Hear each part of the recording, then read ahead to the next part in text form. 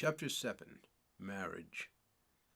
As news of the impending marriage of King Shamari traveled by drum throughout the mountain country, guests from each of the smaller mountain kingdoms brought all manner of gifts: incense, spices, foods of all types, and young, healthy rams. A new house was built for Halima. As the 10th wife, hers was the smallest and farthest from the king's house, but when Halima saw it, she was overjoyed. A special hut was also erected in the king's compound. This was the wedding night shack for Shamari and his new bride.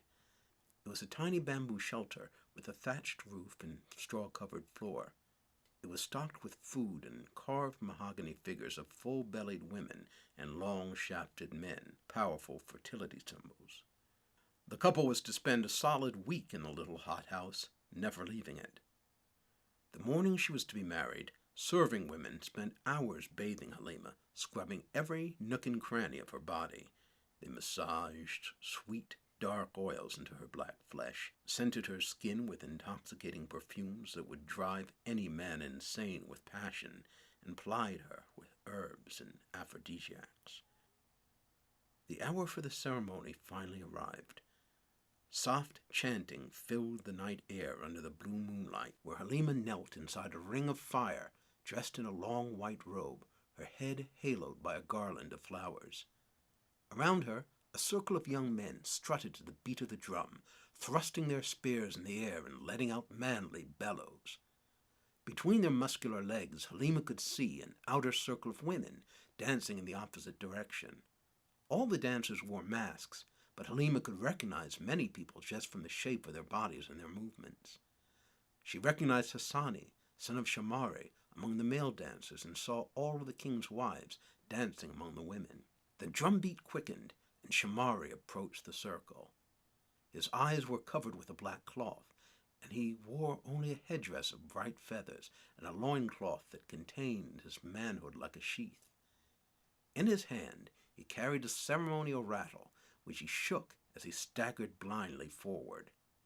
The female dancers pranced around the blindfolded Shamari, beckoning him to stay and not press on to the center where Halima knelt. One at a time, each of them shimmied up and gyrated against him lasciviously. The crowd whooped and barked in excitement, but Shamari was not swayed. He shook his rattle at each woman in turn, chasing them away. The last of the masked women, the tallest and most beautiful, danced furiously about him, like a moth batting around a lantern. Halima recognized that this was Rashida. She stood nose to nose with him, grinding her pelvis against him, her hips whipping from side to side. It looked like he would never break away from her. Halima frowned. I know this is part of the ritual, but enough's enough, she thought. But again, Shamari shook the rattle, and the masked dancer slunk away. Shamari moved forward toward her, broad shoulders swaying confidently, as if guided by an inner eye. Now it was the young warriors who blocked him by raising their spears in mock attack. Though blindfolded, Shamari seemed to sense each lunge before it came. Each time he caught the spear and used it to lift the warrior up and hurled him out of the way. The last to block him was Hassani, who stood his ground the longest, but finally Shamari uprooted him like a young sapling and flung him aside. When the last of the warriors was dispatched, a loud cry of approval went up from the crowd. Only now did Shamari appear to be confused, staggering forward, arms outstretched, as if he had no idea where Halima knelt. Halima knew this was her cue to stand up. She cried, "Here I am. This is your love, Halima. This way, Shamari, king of the Abaka." Voices chimed in from all around, imitating her with eerie precision. Halima continued to call out, but her tiny voice was lost in the cacophony of mimics. She stamped her foot impatiently, again feeling that enough was enough. Something she could not explain seized her, a savage impulse. She began to dance in place, hips and shoulders shaking, as if that could somehow lure him to her. And indeed, as if sensing her now, Shamari turned in her direction and bounded forward, leaping over the flames and into the ring next to her. He ripped the mask from his eyes and stood panting heavily, wearing a broad smile. A cheer went up from the crowd, which died down as old Watende, head of the Council of Elders, stepped forward and addressed the couple. They stood, clutching hands in the circle of fire. Said the chief elder to Shamari, "What is your name?" Shamari cried over the crackling flames, "Shamari, son of Simba the Strong." "And what is your pledge?" roared Shamari, "before the people and my ancestors, before the great God and the spirits of the mountain, I take this woman as my wife and pledge to protect her with my life." Watende now turned to Halima. "What is your name?" "Halima, daughter of Babatunde the Good." "And what is your pledge?" "I take this man as my husband and swear to love him alone, to bear his children, and to protect him as long as blood runs in my veins." The crowd whooped and stamped their feet in approval. Halima and her husband, hand in hand, leapt over the fire. Sweeping her up in his arms and nestling her to his broad chest, Shamari raced through the crowd to their wedding hut. Now they stood alone in the hut, a bamboo shell through which shafts of moonlight poked through. Outside, the chanting and the drumbeat continued. They stood facing each other, panting. Shamari grinned. Halima giggled nervously. "You were so sure," she marveled. "I was shaking in front of all those people." "After 9 marriages, it becomes easier," Shamari joked. Halima laughed uneasily. She wished she could calm down. Her heart thumped louder than the drum. "You are more beautiful than ever tonight, Halima," murmured Shamari. His nostrils suddenly flared wide, as if taking in her fragrant flesh. He moved forward. Halima found herself beginning to tremble and stopped him with a palm on his sweaty chest. Shamari looked at her with concern. She felt so embarrassed, but could not help herself. Her knees were literally beginning to knock together. "Forgive me," she said. "Forgive what?" "I'm so frightened." "Of me?" Shamari asked gently. His voice was so tender, he made the thought of being afraid of him sound ridiculous. But it was true, she was afraid. Stammering, she tried to explain. "My lord, I'm a good girl. I want to please you so much, but I'm afraid that I'm not passionate enough to satisfy you." She bowed her head in shame.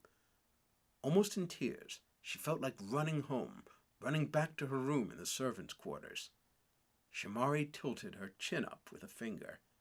She was surprised to see he still wore his easy smile. He took her hand and kissed it.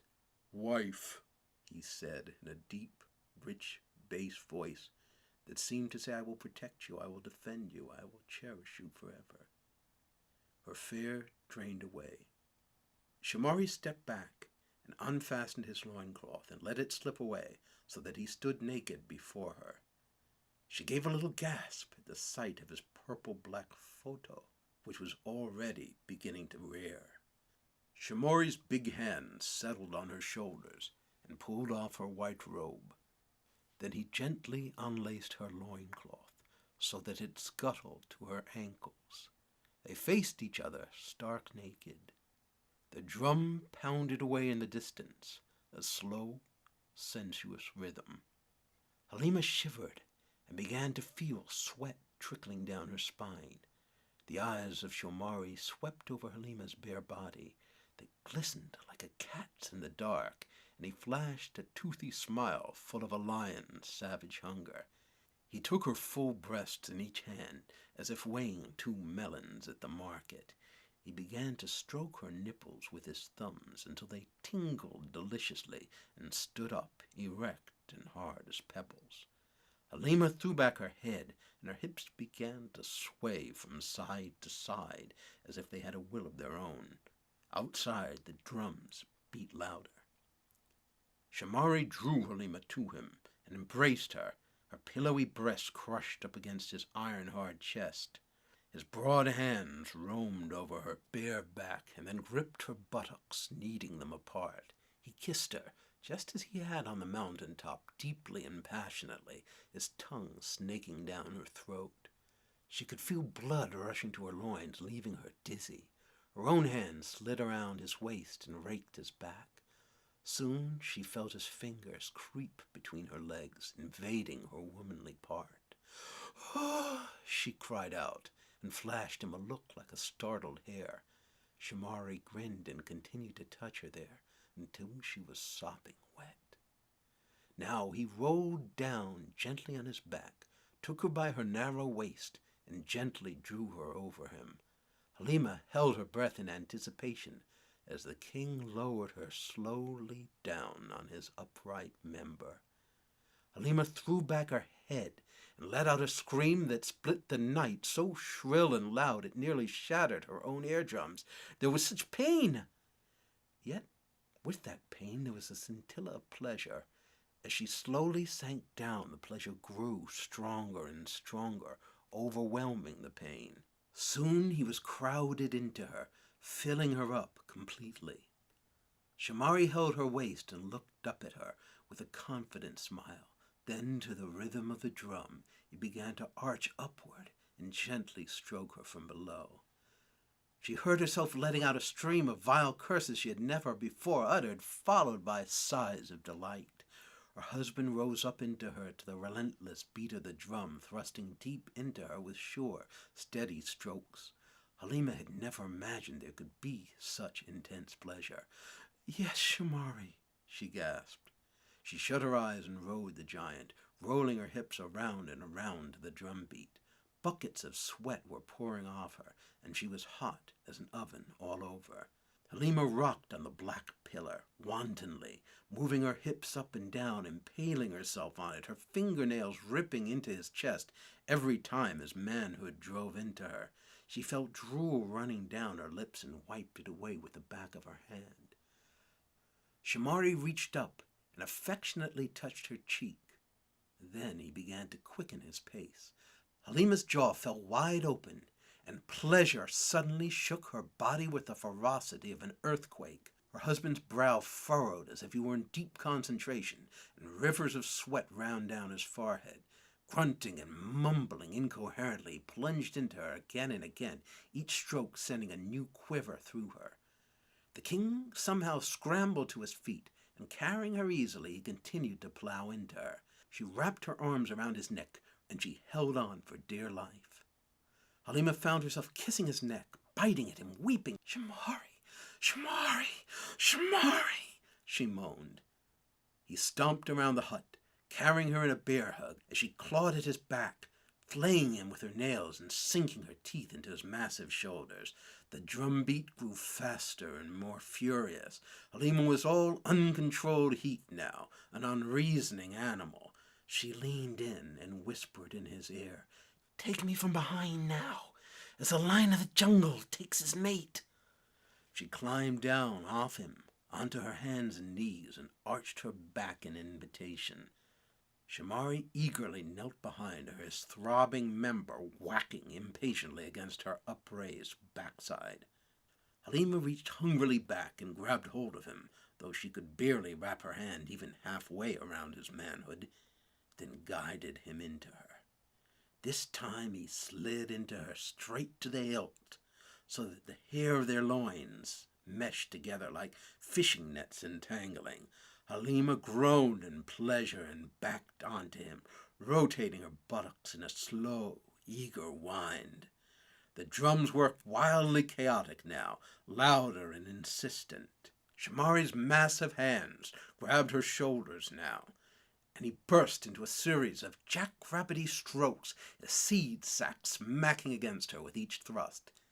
Ecstasy rocked Halima's entire body in tidal wave after tidal wave. She became dizzy, and everything dissolved into a stormy sea of pleasure. Shamari worked her shuddering body for a solid hour, insatiably. Finally, she heard him let out a roar of delight. His whole body stiffened spasmodically, and she felt his seed fill her. Gasping, whimpering, she called out his name just once more, and then passed out. Halima awoke on Shamari's chest, smelling his manly sweat. The scent was that of a predator's den. He gave a slow, powerful lion yawn and smiled lazily at her. Memories of the night before brought blood rushing to her cheeks. "Good morning, wife," Shamari said. "Good morning, husband." "Did I please you, Halima?" "Oh, yes, my husband and my king." "Forgive me for being so timid." Shamari chuckled. "I was more timid than you, little one." "You, Shamari?" "I wanted so much to make my young wife happy." He kissed her tenderly on the neck. Halima felt a rush of new passion. She suggested shyly, "Again?" Shamari raised his eyebrows.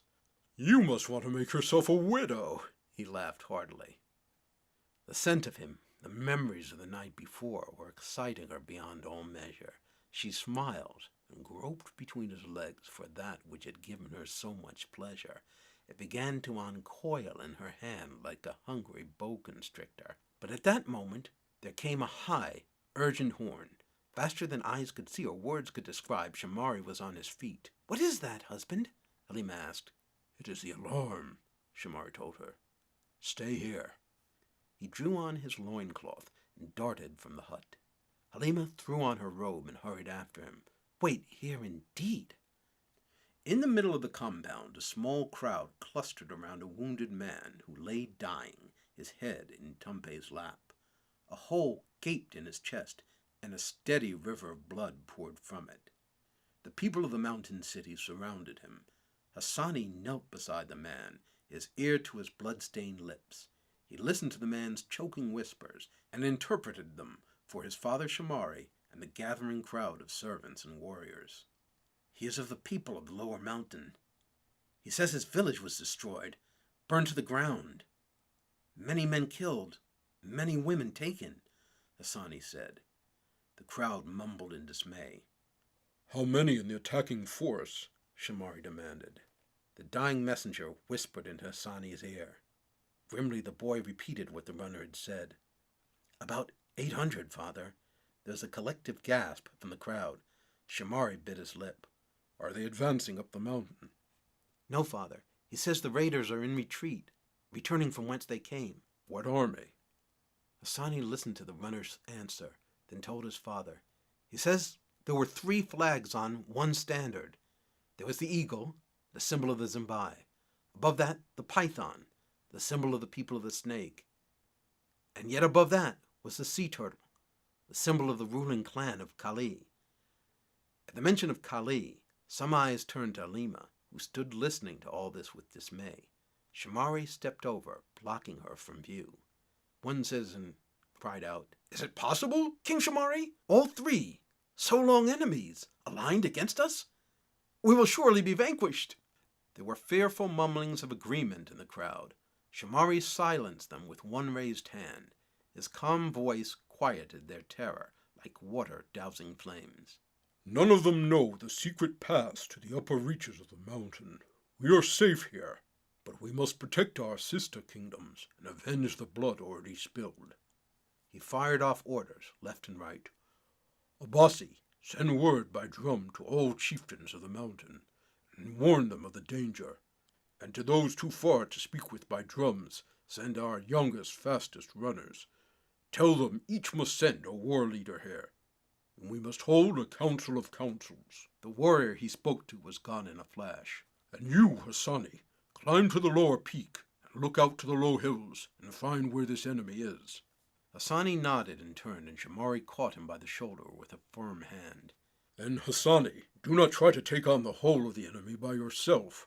Save some glory for the rest of us." The crowd laughed nervously. The king's young son nodded sheepishly and raced off, quick as a gazelle. "Men of the Abaka, make peace with your ancestors, and say gentle partings with your wives.